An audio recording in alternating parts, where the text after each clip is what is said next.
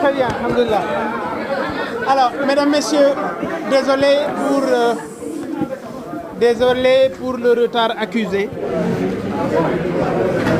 Merci de votre présence. Merci pour le déplacement.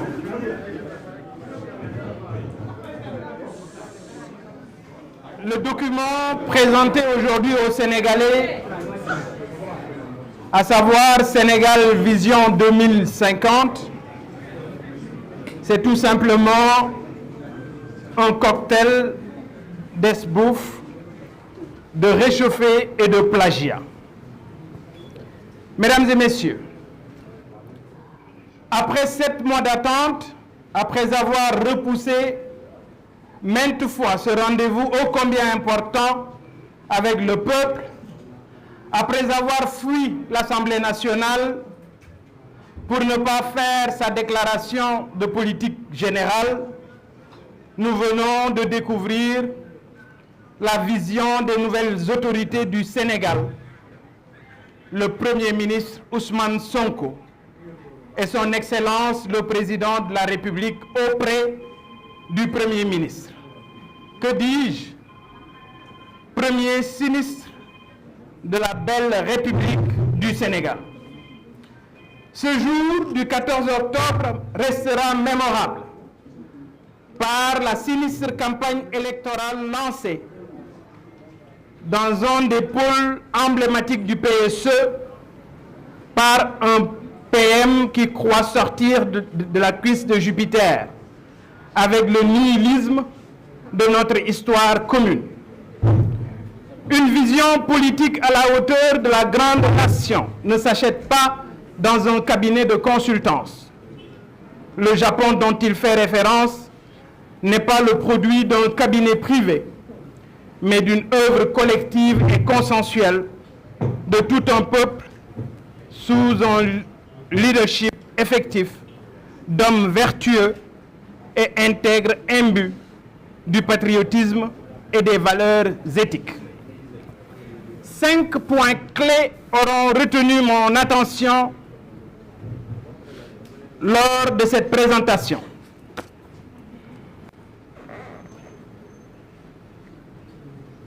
Numéro 1, de l'esbrouffe et de l'arnaque intellectuelle. Le premier constat sur la forme, c'est d'abord la continuité manifeste entre le Sénégal Vision 2050 et le plan Sénégal émergent PSE. Ce sont les hommes du PSE, les documents du PSE et l'approche du PSE. Les mêmes documents élaborés sous le PSE, je veux parler du document de la stratégie nationale de développement du secteur privé, qui ont été plagiés et recopiés tels quels. Rien n'a changé. Même les déclinaisons quinquennales et décennales. Mesdames et messieurs, toujours dans le domaine de l'esbrouffe intellectuelle, sur quelle base les chiffres annoncés dans le diagnostic par le Premier ministre Ousmane Sonko sont-ils vrais? Et si tant est que lui-même a déclaré faux les chiffres officiels de l'administration publique et par conséquent de faussaires, de hauts fonctionnaires dont bizarrement certains étaient de la partie aujourd'hui, parmi lesquels les principaux orateurs de ce matin. Je vais y revenir. Sachant que la Cour suprême n'a pas encore validé les chiffres officiels de l'état des lieux, donc encore de l'arnaque. Une vision désarçonnée et décalée par rapport aux besoins réels du pays. La vision n'en est pas une, juste une litanie de vœux pieux sans colonne vertébrale, avec surtout aucun engagement clairement identifié sur les étapes clés. J'ai noté beaucoup de pétitions, de principes et de belles déclarations du genre il n'y a qu'à, il n'y a qu'à faire ceci, faut qu'on fasse cela, etc., etc. Déjà, la stratégie nationale 2025-2029 prévoit un financement d'environ 18 000 milliards de francs CFA, avec 6 000 milliards réservés au secteur privé national. Ce secteur privé national, pas forcément sénégalais. Sur ces engagements, savez-vous combien ont été réservés au secteur primaire, agriculture, élevage et pêche, qui emploie près de 70% des Sénégalais? Mais ce secteur primaire, vous le savez, ne contribue qu'à hauteur de 15% de notre PIB. Savez-vous combien? Mesdames, Messieurs, c'est 10%, à savoir 1800 milliards de francs CFA. Donc 70% des Sénégalais et des Sénégalaises vont encore souffrir de la vision des stagiaires. Une ponction amère pour le peuple sénégalais, comme disait l'autre du Mbahalouher. Justement, les Sénégalais vont souffrir, malheureusement. Et eux-mêmes l'ont dit. Je veux parler de nos orateurs de ce matin. Les différentes autorités ont elles-mêmes dit et proclamé officiellement la fin des subventions dans le secteur de l'énergie. Qu'est-ce que cela veut dire concrètement? C'est-à-dire dès demain, 15 octobre, avec les nouveaux compteurs Woyofal, pour ne pas dire Diesel, le coût de l'électricité va inéluctablement augmenter. À côté de l'électricité, mes chers amis, l'eau aussi va augmenter. Et ceci a été confirmé officiellement dans le journal L'Enquête, dans sa livraison du 5 octobre dernier. En effet, le DG Maguette Niang a dit ceci. Les nouvelles autorités ont validé la hausse du prix de l'eau. Donc, la vision, c'est tout simplement la hausse de l'électricité, la hausse de l'eau dans les 5 prochaines années. Parlons de la relance de l'économie et de son financement par rapport au projet Sénégal 2050. La vision commence en 2025, nous a-t-on dit. Mais d'ici 2025, comment allons-nous faire pour vivre? Comment vont-ils s'y prendre pour ressusciter une économie qu'ils ont eux-mêmes tuée en l'asphyxiant? Regardez actuellement toutes les vidéos qui circulent au niveau des marchés vides, sans clients, frappés de sinistrose actuelle. Qui a arrêté la commande publique et fermé le trésor public? C'est une question. Qui a arrêté tous les chantiers de BTP dans la capitale et dans certaines zones du pays?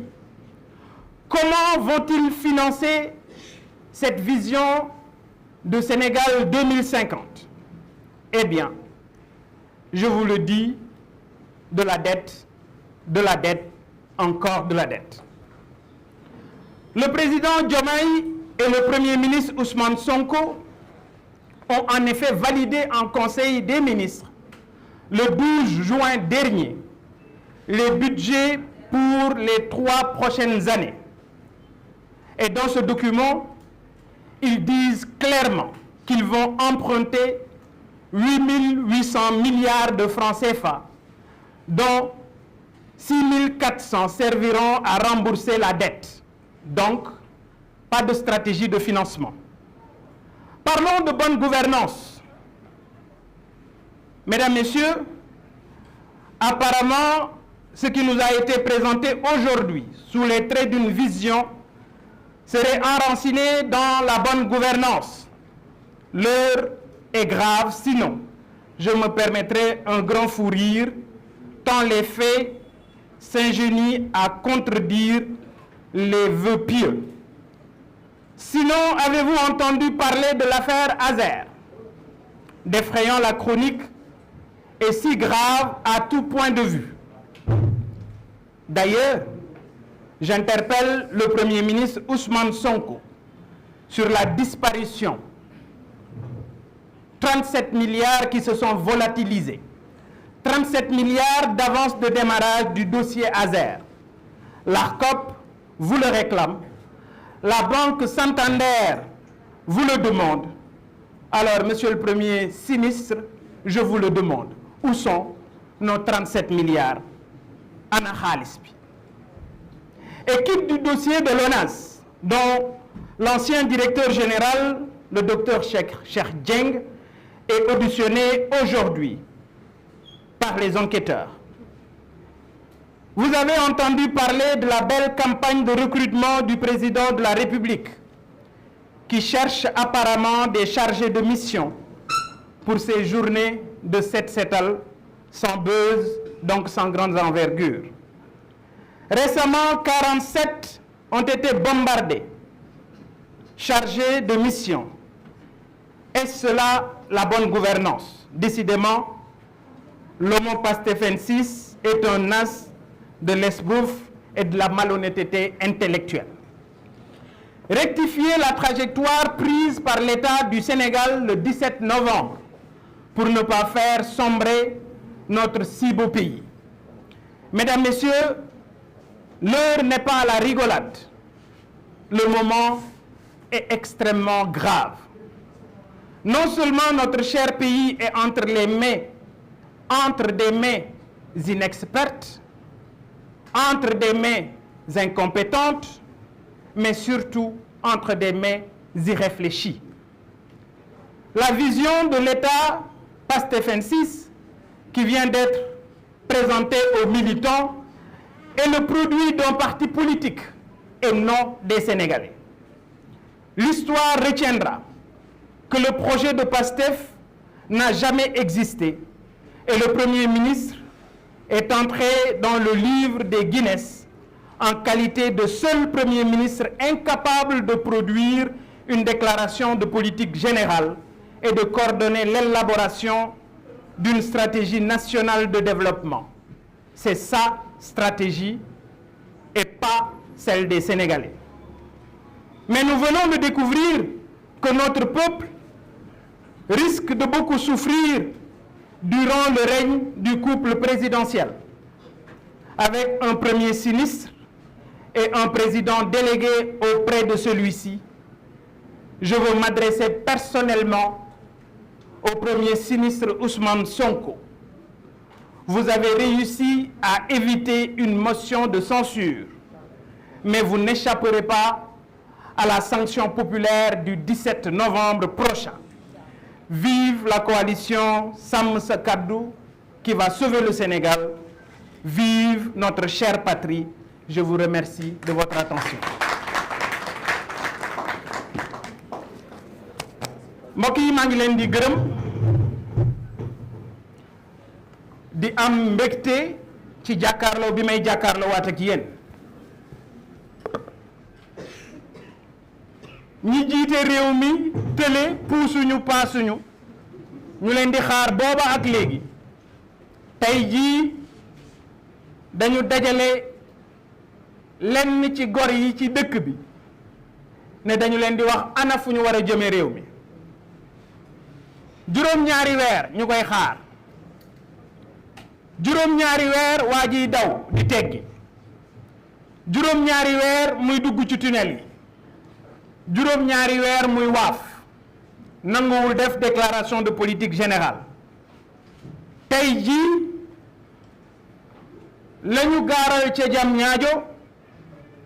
nee ñu mooy projet boo xam ne dañu koo jënd te ka ñëw di ko présenter ab expert privé la expert privé boobu ci fàttali rek moo doon expert bi doon xalamal Macky Sall ci PSE bi mu xalamalee Macky Sall ba mu jëli jàjjam sëriñam baax na tey jii gàddu na Sonko ak Diomaye moom Victor Ndiaye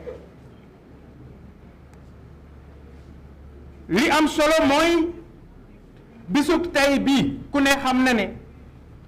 daanaka campagne électorale la parce que la xewoon foofu ca Diamniadio ku ne xam na ne du vision waaye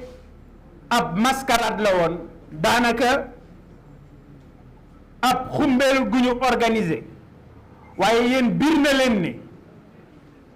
plan buy soqali réew plan buy defar réew dee su ko roccee ci ay tiroiru cabinet dégg nañu ko sax muy junj di wax waxu Japon waaye ku ne xam na ne Japon ay nit ñu xam fa ñu jëm ay nit ñu gëm seen bopp xalaat bu ñu àndandoo maase xalaat bu ñëpp joxe seen bopp moom moo tëgg tey ji doole ji réew moomu Japon am kon li wér te wóor mooy ñi ñu jàkkaar lool ci njublang la ñu nekk ci naxe mbaay la ñu nekk parce que plan bi ñu présenté tey ji seen plan la ñoom waaye li may wax rek du plan wu ñiy toltolaan du plan wu maçon yi du plan wu mécanicien yi du plan wu marchand ambulant yi waaye du plan wu menuisier yi plan boobu ñu gaaral tey jii plan la boo xam ne dañu ko tibbee te biir na ñépp ñuy gëstu ne ci plan Macky Sall lañu ko copier muy plan Sénégal émergent dem nañu sax ba ci nañu ko pàccale ci juróomi at ak ci fukki at comme ay mbabba daara lañu jéemuñu koo soppar ñi sax noonu lañ ko ca bàyyee pour wane degré de nullardise bi nga xam ne moo nekk ci ñoom li wóor mooy laaj bi sénégalais yépp di laaj xam ngeen ne moo taxoon ñu yóbbu ma ci alkaati yi chiffre ya ñu ma doon laaj moom laa dellu di laajte waaw li ñu présenté tey fan la ñu sukkandiku bëgg naa xam ndax ci chiffre ya ñu falsifié woon te génnagul foofu la ñu sukkandiku walla chiffre ya nga xam ne moom la ñu yàgg a falsifié nee ña ñooy ca chiffre yooyu la ñu sukkandiku la question elle est extrêmement importante et war nañ ñu ci tontu chiffres yi ñu basé wu pour jox ñu projet Sénégal 2050 ndax ci chiffres yi Cour des comptes génneegul la ñu ko tibbe wala ndax ci chiffres yi Ousmane Sonko doon wax ne données yi ñu njublang la ca données yooyu la ñu tibbe yaakaar naa ne duñ ñu ci gaaw a tontu mais li wóor rek mooy li ñu jox tey ji ay kaddu la di kaddu lambaatu kaddu ñu tële kaddu ñu amul vision kaddu ñoo xam ne juróom-ñett fukki sénégalais ak juróom benn di ay jeunes sénégalais seen bakkan daanu na ci toolu xale bi ñu nekk ay martyrs lan moo taxoon ñu doon dugal seen pas-pas lan moo taxoon xale yooyu engagé wu nekk ci mbedd mi di xeex ba seen bakkan rot dañu leen digoon ne dafa am projet waaye tey jii biir na sénégalais yépp ne projet boobu ñu doon wax musul am projet boobu ñu doon wax musuñu ko bind ñeenti junni cadre yi ñu doon wax ne ñooy bind projet bi yàlla xam na ne France dallu xëddeen mus naa leen yàgg naa leen wax ne leen waxi Ousmane Sonko jarul dóor sa doom tey jii biir na sénégalais yi ne projet bi ñu présenté sénégalais yi tey jii mu di vision Sénégal 2050 cabinet privé moom moo ko bind la preuve consultant privé moo taxaw présenté ko sénégalais yi xanaa kay werante xuuxaan tekki tubéy mais pour wane ne Ousmane Sonko amul xam-xam, pour wane ne Ousmane Sonko day lambaat. bu fekkee ne da nga am projet waaye xanaa di nga ñu wax naka nga koy financer ku dégg ci yéen lu ñu wax ne noonu la ñu koy financer kenn. may fàttali ne ci biir document bi wax nañu ne stratégie nationale boobu ci diggante 2025 ak 2029 am na 18 000 milliards fukki junniy milliards ak juróom-ñett yoo xam ne dañ ko war a lebi. ñoom ñi doon jooy leb tey jii ñooy champion leb. ñoom ñi doon wax ne réew mi dañu ko tayle tey jii Ousmane Sonko ak son président délégué auprès du premier ministre ñoo dàq leb Ismaïla Yassine. kon ci 18 000 milliards yooyu 6 000 milliards dañu ko jagleel le secteur privé national nee na ñooy mais yéen ñii biir na leen ne société yi ñu duppee privé national duñu ay société nationale parce que bari na ci yoo xam ne ay nit ñu nekk bitim réew ñoo ko moom. kon ci engagement yooyu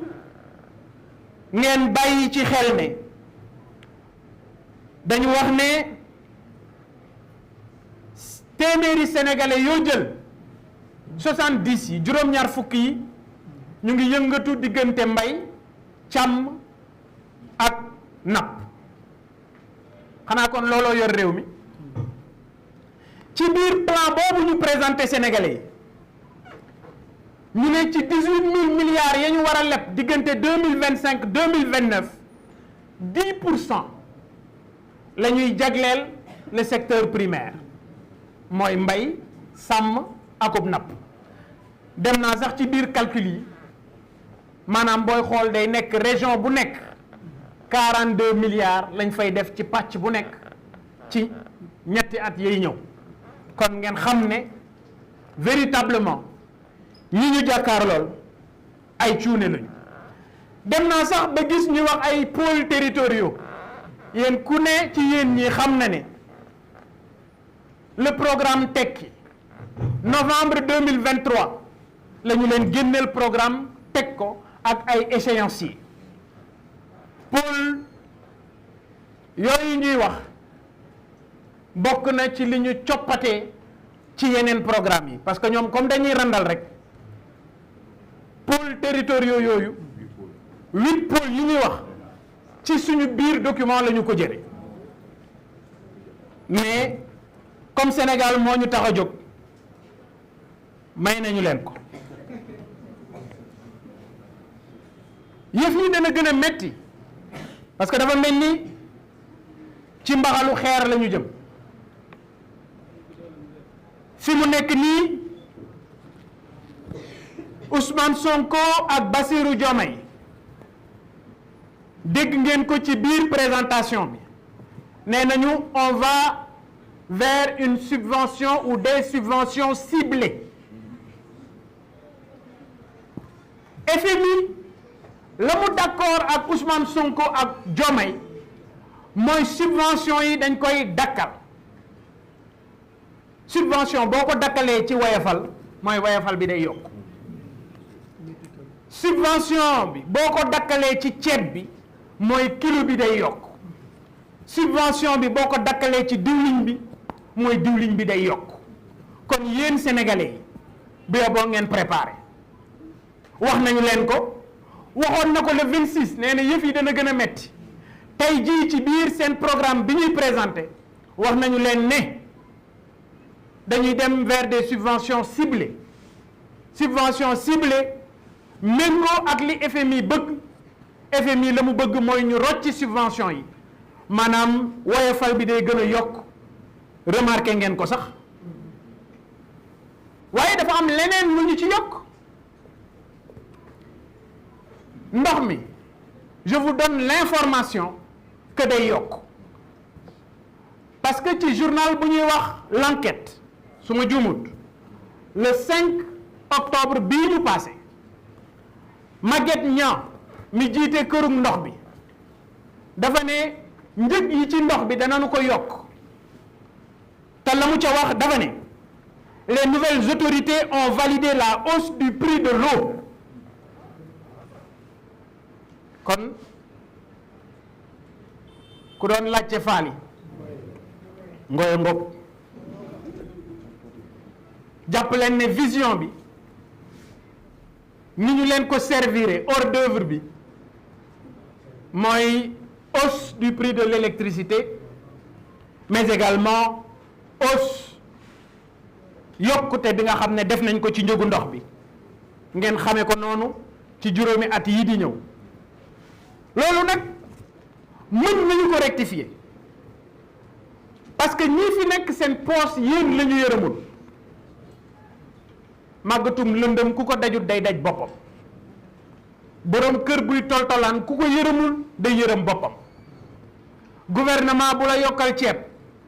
yokkal la diwliñ yokkal la courant yokkal la ndox kooku da laa bëgg a rey fekkatu leen et le 17 novembre ngeen tànn coalition sàmm sa kàddu ay jeunes yu am yéene ci réew mi ay nit ñu am parcours ay nit ñu làmbaatuwul ñoo fa nekk bëgg soppar ñi xar kanamu Sénégal indi gouvernement bu bees dakkatu juuti yi nga xam ne boobaak léegi ñu ngi fii làmbaatu puusuñu paasuñu yàlla tegul kenn lu mu mënul nañ leen fi jële dañ ñu proposé tey jii ab document tudde ko bilan Sénégal 2050 ñu ne le 2025 lay commencé plan bi 2025 lay commencé waaye ñetti weer yii di ñëw ñiy toltolaan ñoom nu ñuy def waaw ñetti weer yii di ñëw économie bi nga xam ne suux na nu ñuy def ñetti weer yii di ñëw marché yi nga xam ne amatul nit ñuy jënd nu ñuy def ñetti weer yii di ñëw naka la ñuy def pour dundal suñu njaboot ñetti weer yii di ñëw naka la ñuy def pour jënd fourniture gone yi parce que am na ba tey ay élèves yu jàngiwul ndax seeni waa kër seeni wayjur amuñu lu ñu leen inscrire lan la ñuy def pour loolu la ñu def tey jii jam ñaajo mooy li may wax tout le temps dañu doon wax ne ñi fi nekkoon dañu doon nguuru di mos ak di mosale waaye tey jii ñi doon mos ñoo fi jóge la ñu doon mos ba tey mi ngi fi ñu bees ñi ñoom ñooy mos xaayaan ku dégg séeréer li ñu wax nañ ñu lépp sauf wax ñu naka la ñuy relancer économie bu Sénégal tey jii yéen ñi teew fii ñëpp ku ci ne xam na ne sénégalais yi sonn nañ yéen ñi teew fii ñëpp ku ci nekk xam na ne borom kër yi jaaxle nañ yéen ñi teew fii ñëpp ku ci ne biir na ko ne la mu mënoon daaw mënatu ko ren loolu nag dara waralu ko lu dul ay gaa yuy làmbaatu ay gaa yoo xam ne tële nañu ay gaa yoo xam ne nanguwuñu ne puusuñu paasuñu parce que nag vision bii ñu def vision bi ñu duppee Sénégal 2050 ci bor lañu ko wéer ci bor lañu ko nar a dundale ci bor lañu ko nar a jëfe te yéen ñii ci seen poste lañu ko yaakaar moom Bassirou Diomaye Faye ak premier ministre Ousmane Sonko ci conseil des ministres bii passé le 12 juin d'accord nañu ci ñetti at yii di ñëw ñu ne dañuy dem lebi juróom-ñetti junniy milliards ak juróom-ñetti téeméer 8800 milliards 8800 milliards yooyu boo seetloo 6400 milliards yëpp ci fay bor la jëm maanaam suul bukki sulli bukki niñ koy bañee ci la vie courante malheureusement noonu la ko Ousmane Sonko di defee ak Diomaye warta bett kenn en tout cas man bettu ma yàgg naa leen koy wax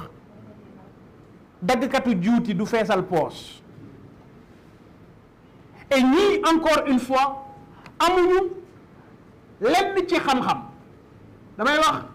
ci sumay waxtaan ma ne leen dañu mel ni ay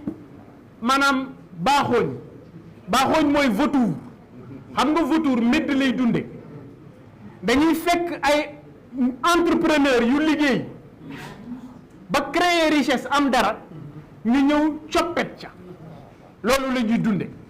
kon ma waxoon ko bantuwaat ko amuñu vision amuñu xalaat bu ñu yore Sénégal et tey jii document vision Sénégal 2050 bi ñu présenté te ab consultant bu nekk ci cabinet privé ànd ak ñoom ci présentation bi te mu biir ñiy gëstu ñëpp ne ay document la ñu dem copier coller boolewuñu ci sax jéem nandite indi xam-xam rocci roof leneen mais noonu la ñu ko bàyyee c'est juste pour vous informer ci seen degré ci wàllu télé ak wàllu mbabba daara dégg ngeen leen saa su ne ñu ne waaw Sénégal dañu war a def bonne gouvernance ñoom bonne gouvernance pour ñeneen ñi rek la mais ñoom bonne gouvernance boolewuñ ko ñoom ci seeni mbir bonne gouvernance mën naa weesu coow li am Azer waaw wax leen ma yéen ndax bonne gouvernance mën naa weesu coow li am ONAS te tey jii directeur général ba ñu dàq dem di jàkkaarloog enquêteurs yi parce que nee na ministre am moo ne ko bàyyil marché bi nga jox ko ñeneen ñaari entreprise ci entente directe maanaam ndéggoo gi yaa ma neex mbirum Azer moom dégg naa leen ama comme dañu mën a fen ñu naan wuy affaire Azer ci jamonoy Macky Sall lañ ko def man nee naa leen ñoom ak Macky Sall bon la ak yées mooy sama gëm-gëm man coowu Azer dafa am solo ñu taxaw ci parce que coowu Azer banque bi nga xam ne daf ci doon liggéey muy ay sénégalais ak ay espagnol ce qu'il faut rappeler mooy seen directeur général boobu ñu fa tabb muy naka seen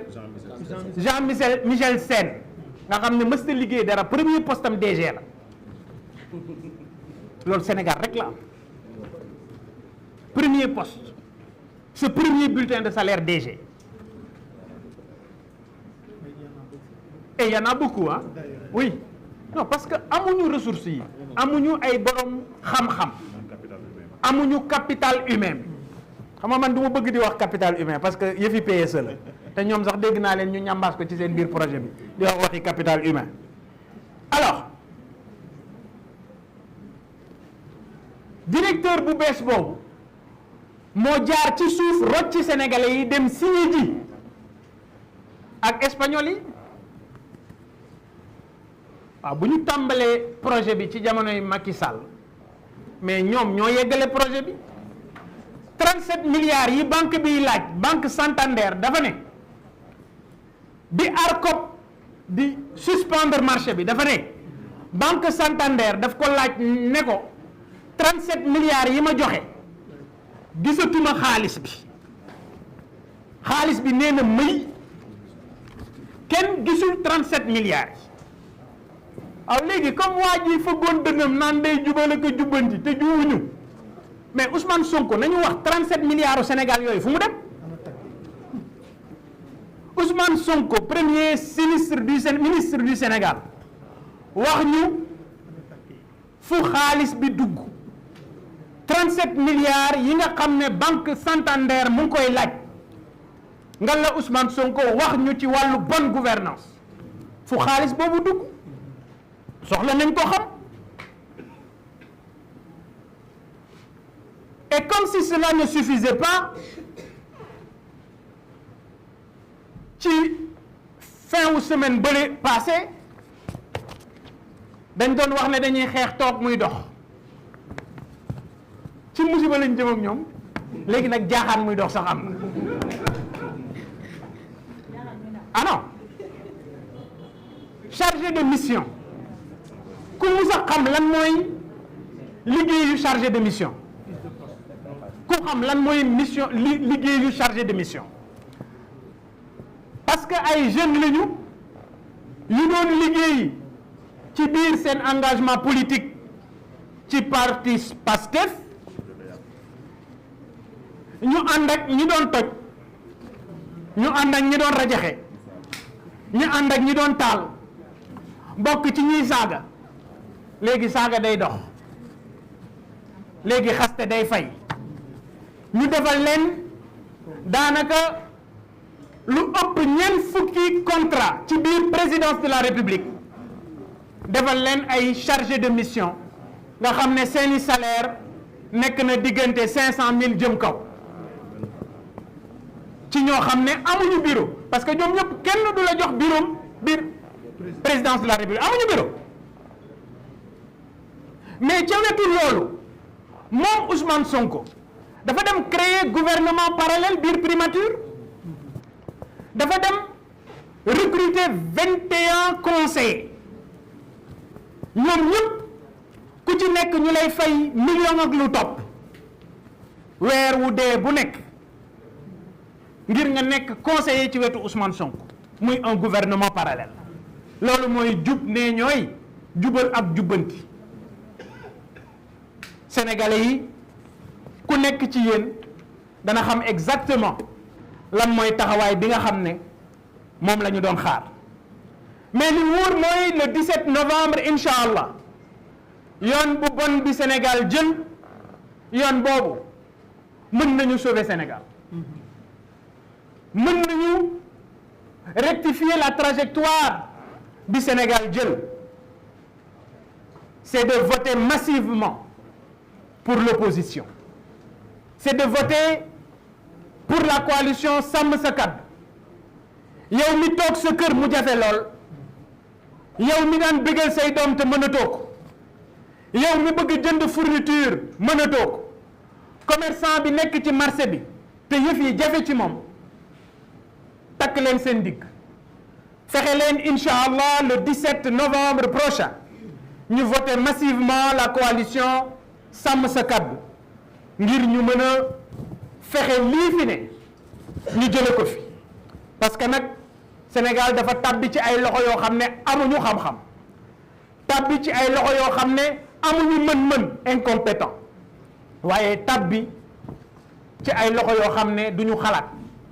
parce que ñàkk xalaat moo tax moom Ousmane Sonko jàkkaarloog àdduna te naan leen chiffres yi ñuy jëfandikoo ci suñu réew ay chiffres yu ñu falsifié la xam nga sama maam dafa daan wax naan bu ñu noppee rek dañu gudurane dex gi waaye yaakaar naa ne moom it